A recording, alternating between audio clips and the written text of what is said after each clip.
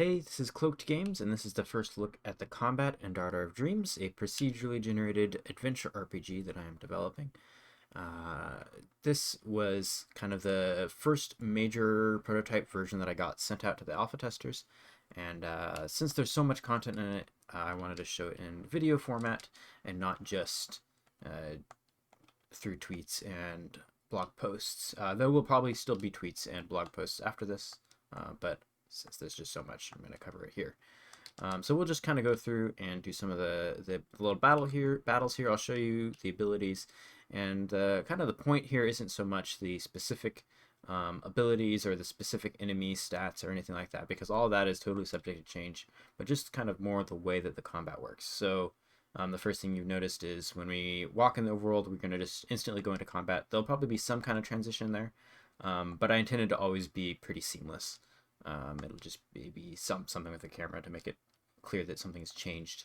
And we have two characters here. We can control them individually. Maybe this isn't the best angle to do it, but we have Sonia and Lydia here today. Sonia's on the left. And they each can act with their own actions. And in the top right, we have the action point meter, which is the shared actions that they can use. If we look at our actions, each one costs a different amount. So here's move is 1. Sonia has 2 attacks here, and these ones are more complicated. They cost magic points and action points. This one is 3, as the 3 yellow gold on the right. So right now they share action points. I think that's going to change, but I'm not certain. And we can move to different spots. We can attack, and attacks always take place in a location on the grid. So the spear strike here does 2 in front of the character, so we can attack the slime twice and kill it. And now the enemies get a chance to move. The one on the bottom right used a status effect ability. And so yeah, the kind of goal for combat right now is just to get in the right spot, use your abilities. Actually, I won't use that one yet. Kill everything, and then you win. And don't get killed or hurt by the enemies too badly, or you'll die. So we can use the slash, which does a 3x3 or a 3 wide line adjacent to Sonia. I'm showing her abilities first because they're just a little bit more simple to work with. Oops, I guess I wanted to go here. Oh, so now that one attacked back, did 2 damage, so I'll kill it with the slashes. And there, dead. Combat, battle over, and those are just using the basic abilities. So yeah, I guess I'll show some of the more exciting abilities as well. We can start on Sonia, or Lydia rather. Let's actually go to some slimes. They're simpler. So let's move her here, and we can use her chakram ability. So this one's really interesting. Her basic attack goes in a line, and you can pick how far you throw it, and then it will actually create the chakram at that location. So it's been thrown over there, and now the attack will happen at its new location. So we can throw it back and catch it if we'd like. And now she can move again and take the chakram with her. That wasn't really what I wanted to do, but that's fine. Move here. And in fact, you can also, here, if we do this, we can send it back. If we go too far, it'll actually hit her and damage her. So that did 2 damage to Lydia because she didn't catch it. So yeah, this is a really interesting item because it moves around a little more unusually than the kind of more basic attacks, and it has additional ability, which is some of its Lydia's special attacks actually act at the location of the chakram as well. So here is radial cast, does damage around the chakram, so we can use that to kill those 2, the chakram at that spot. Let's see, what else can Lydia's do? Lydia also has, let's switch to her freezing cast. Here, we'll move into a spot and do that. So there are status effects in this version. So I'm going to throw the freezing cast, and that will freeze that shellcrack for 1 turn. And then we'll move Sonia up here, I guess.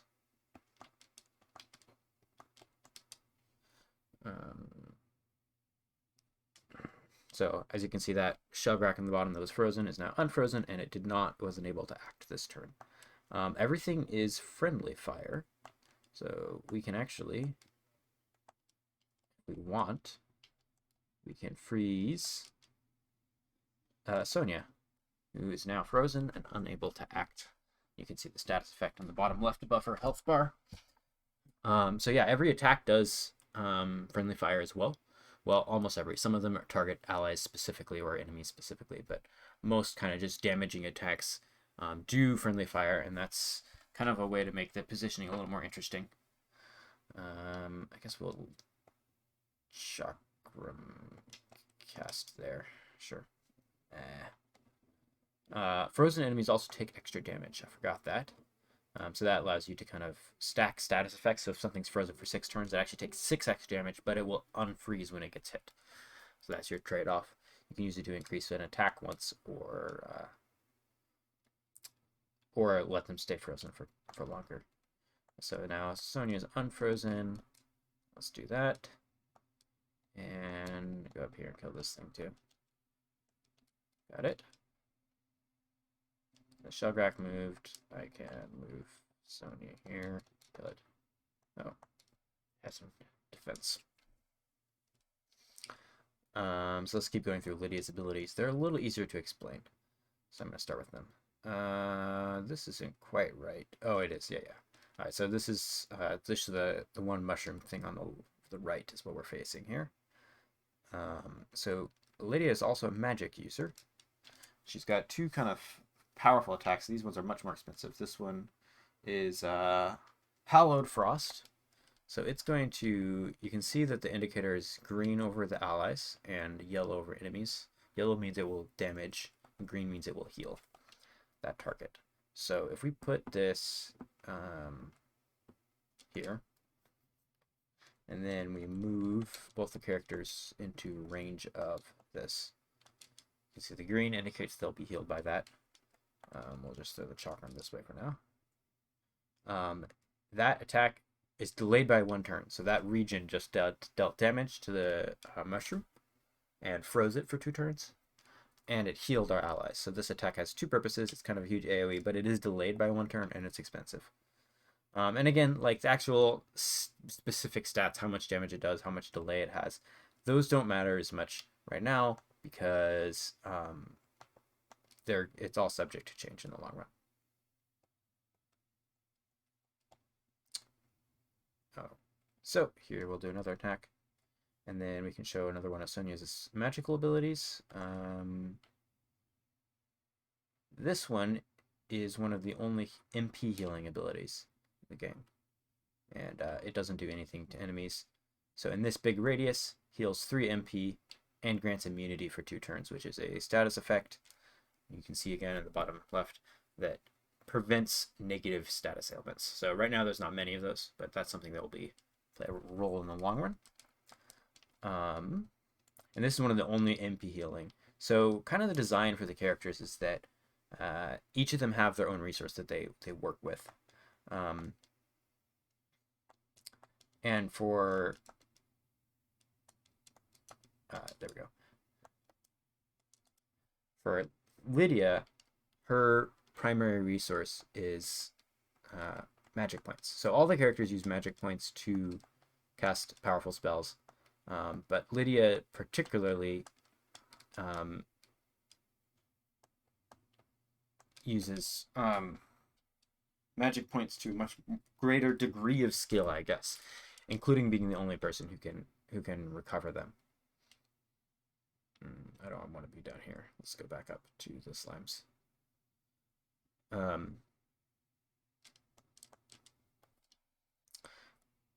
And the other thing that Lydia can do is actually use extra magic points for certain attacks. So you may have seen me doing it, but here we can chakram cast over here. That's fine. And then if we use the radial cast, we actually spend extra magic points up to 5 to increase the radius of the attack. And now it's going to hit everything on the field except that one slime, including our characters. So that wasn't the greatest attack, but it's good. We can kill those 2 that way as well. She can also do that with her freezing cast. Let's see if we can move it into a useful spot. Yeah, freezing cast, where it actually freezes for more turns. So this, if it doesn't kill it, yeah, that's 6 turns because we got the +5 magic points. Now this is really expensive, but remember this is one of the only characters that can also recover MP natively. without items and things. And now we can also see the very powerful chakram cast we can do because of the +6. That did 6 damage. So yeah, I think... Oh, and one more ability that Lydia has. Here, we'll get to that in a second. Let's let this slime move. Transference can take any entity, that is a player or an enemy, and move it to any other location. So I could move Sonya over here. And this is also impacted by the amount of magic, so the range of the transference. You can pick any entity at any range, but the actual distance you can transfer them is dependent on the amount of magic points. So this is actually further than Sonya could walk on her own, for instance, to bring her all the way up here. And then have her kill this blobber. And you can do it on enemies, so it's good to, like, here, we can do it here. If we use transference on this one, we want to put it here, and then we can move Sonya here and hit both of them at once. So we can line the enemies up that way. And that's just a really fun kind of... I hope it has a lot of flexible use where you can move things where you want to work with them. So now we can show some more of Sonya's kind of abilities, and let's see. This is fine. We'll do it here. So Sonya's resource, like so I mentioned, Lydia does stuff with magic points. Sonya does stuff with action points. And there's some more complicated things I'm planning to do, but these are the two simplest. So she's got the main spear attacks that we've been using already. These are just more fairly powerful melee attacks. And then her special, this is actually maybe not the greatest spot to try it, but she has charge, which is a status effect, and she can do things based on her current charge. So if we grant charge to allies, actually, let's move up here. And then we can use dynamic deference. So this does two things. It stuns enemies, and it grants charge to allies. So that stunned them for 1 turn, and now you can see that Sonya has 3 charge and Lydia has 1. Sonya gets the most of it. And now this is one ability that Sonya can use, which grants shield based on charge, which just negates damage. So Sonya is supposed to be a little bit more of tanking damage and dealing damage with charge. And before I do this, another thing to pay note to is that the charge at the bottom actually does it does a few things. The first thing is that it increases the strength of some of her abilities. The other thing is at the start of the turn, all the charge is consumed and turned into extra AP. So now the party has 9 AP to work with. And she got 3 shield because she had 3 charge at the time of using that ability. So I want to cast Dynamic Deference again. And again, this is right now you can kind of combo it infinitely. Sonya will normally not have very much MP. I've just given them a bunch so I can play around with it. So this ability wouldn't be quite as good because she doesn't have enough MP to cast it regularly. The second thing, though, is charge. So now we've got the extra AP from charge last round. Now with our current charge, we can also increase our damage to our attacks. So charge increases the attack power of light elemental abilities. So that includes Sonya's spear. And every kind of weapon I can grant, so that now it does 7 instead of 4. Every kind of weapon I can grant different types of elements, and those can be buffed by the status effects and other status properties. And so this will allow for like weaknesses. For instance, the Shellgracks are weaker to stun, so they'll be stunned for 2 turns. Things that have resistances, I can't remember off the top of my head, but some things are resistant to certain types of attacks, certain types of magic or physical attacks, etc. So it really just gives me a lot of flexibility to make different abilities that work effectively for different strategies. So we're going to use Dynamic Deference again, and I'd like to show Charged Slash and Dynamic Slash next. So we'll move here. And now we have 3. So Charged Slash is also light elemental and does extra damage. So this should, I'm not certain. Oh, actually, she doesn't have enough AP. Okay, well, we can use Dynamic Strike for now. And this That doesn't show it. Anyway, so that ability actually grants you a charge if you kill something. So we can go here. Order magic, dynamic deference. And now we can wait.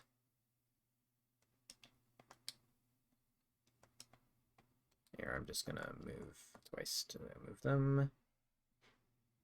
I want to do dynamic deference again. Now we have 3 to work with, and we can do charge slash, and this should do quite a bit. 15. So one of the things I really enjoy in an RPG game is being able to combo things and just break the game. I hope that I will balance the game in such a way that those strategies are kind of intended. So you're encouraged to find game-breaking combos, and this is just a simple one, and it'll probably end up looking a lot different in the final game. But the idea is that all their abilities are mutually synergistic. So Sonya can grant charge to herself, and that also increases her attack power. It increases the amount of status effects she can deal. And Lydia can support that by giving her MP to use those abilities. And then Lydia can restore her MP and use those MP to make her attacks more powerful. Like, I want everyone to be able to stand on their own and do powerful combos, do lots and lots of damage. In fact, we'll do just a regular slash, I guess. Uh-oh. Sonya is now poisoned. Oh, that icon is kind of hard to see on the background.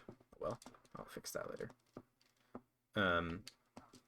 Here, let's move Lydia up and actually use Followed Frost over here. And actually, I should move Lydia here because she's low on health. Good.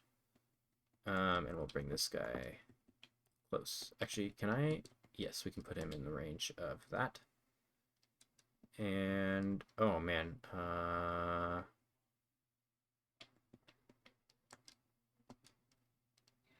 special. We'll do a charge slash. Perfect, good enough.